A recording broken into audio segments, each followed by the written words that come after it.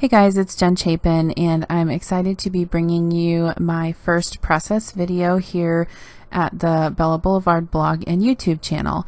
So this week we're focusing on digital products, and I wanted to die cut one of the digital acrylic words on my Cameo so I could use it as a title. So what you see me doing here is just opening that file in Photoshop, and then I just click the paint bucket and paint the whole thing black. And what this is going to do is allow me to be able to trace it in my Silhouette software so that I can die cut it. And so you can see there I'm just saving it as a PNG file in the black, and then I'll go back to the original spot where I saved that. And I should mention too that I'm on a PC, not a Mac. But all I do is just click that file and drag it over into the Silhouette software that I already had open. So you can see me doing that here. And then once I have it open in the Silhouette software, I'm just going to enlarge it just a little bit to help me see a bit better. And then I'm going to click the trace tool, and I'm going to highlight the area that I want to trace. And then I just want to adjust the high pass filter over there until the whole word is filled in with yellow, and you can kind of adjust it and see how you want to trace, but basically anything that is outlined in yellow is what's going to trace. So then you click on trace, and then you can just drag that original file off there and delete it. Now I did need to clean this up a little bit from the tracing, and so I just made it larger, and then right click, release compound path, and then those little spots of imperfection there, I just click on those and then just press delete on my keyboard. So once I had those cleaned up, then I'm just gonna drag and make it a compound path again so that I can resize it to the size that I want to cut it for my page. Now originally I thought that I wanted to make it a little bit bigger so it could stretch across the whole page, but I found a scrap of white cardstock that I wanted to use, and it was only 4 inches wide, so I ended up shrinking that down just a little bit off camera. But you can see there how that turned out. It turned out awesome, and I would definitely encourage you to check out the digital shop here at Bella Boulevard, even if you're not, a digital scrapbooker.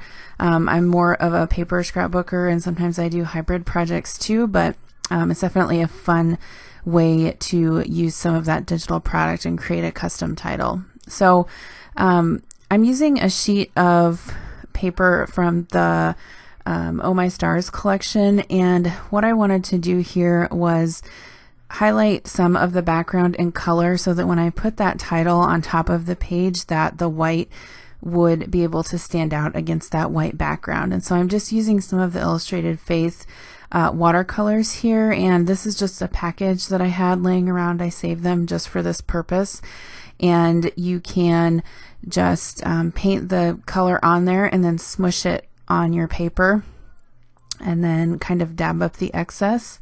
And I really like how that turned out. So I set that aside to dry. Oh, it probably took a couple hours to dry, but anyway, after it was totally dry, I decided that I wanted to add some stitching. So you see the colors that I'm using there. And this actually took me quite a while, but I'm super pleased with the results, so I'm glad that I did it. But anyway, I just picked about 4 thread colors, and I'm going to just stitch back and forth with a coordinating thread color across the paper there. So you can see I'm going to end up doing red, orange, yellow, and green. And like I said, this took quite a bit of time, but I love how it turned out, so I'm glad that I did it. So I'm not going to show you all the stitching, obviously, because you're just going to see me doing the same thing, just stitching back and forth and switching the thread colors. But anyway, I'm finishing here with the green, and I'll trim that off and then just show you a little bit here how that looks. I love how it turned out. It's super cute. I'll have some close-ups at the end too. So anyway, now I can adhere my layer down onto my background. That black and white background is from the Illustrated Faith. It is from The Faith is Greater Than Fear line, and it's Uniquely Made is the name of the paper. When you use watercolor on paper, it will warp it a little bit, and so just make sure that you're using plenty of adhesive to make sure that it sticks down. And then I'm just using a small little bit of liquid adhesive there to adhere my title on to the background. Originally I was going to pop it up on foam, but since I had just spent all that time stitching, I didn't want to take the time to cut, little pieces of foam to back that word with, but you could do that if you wanted to also. I chose a 4x6 picture of my son, and since I kind of wanted to go with a black and white sort of monochromatic theme with little pops of color, I decided to change my photo to black and white. So I did that before I printed it off, and then I just decided to matte it in black just to make it stand up off that white background a little bit, and I really like how that turned out. So I'm just centering my photo there on the paper, and then I decided to use some of the chipboard from the Illustrated Faith collection also, some of the black and white hearts, and then I also took a plus sign from the Gratitude Documented Illustrated Faith sticker sheet. And then I'm going to take the puffy stars and just use kind of the colors of the rainbow to put those down as they match with the background. So like I'm putting pink and red on the red and pink, and orange on the orange, yellow on the yellow, so on and so forth. So that's super fun, and I love doing that with Bella Boulevard products because I love that so many of them come in all colors of the rainbow, and it makes it super easy for me to do that with projects. So the only other thing I'm really going to embellish with is just a little tab there. I think that helps balance out the left side of the page there. And then you can see I just typed out my journaling off camera. I have a typewriter that sits next to my desk, and I just use regular typing paper and trim it out.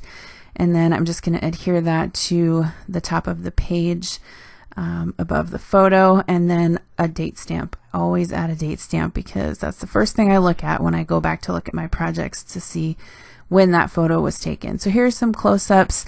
I really love how this layout turned out. I think it's very pretty. I hope you'll try this digital technique, and then also, with that colored stitching, that really makes a big pop too. So thanks for watching, and I hope you have a great week. See you soon. Bye.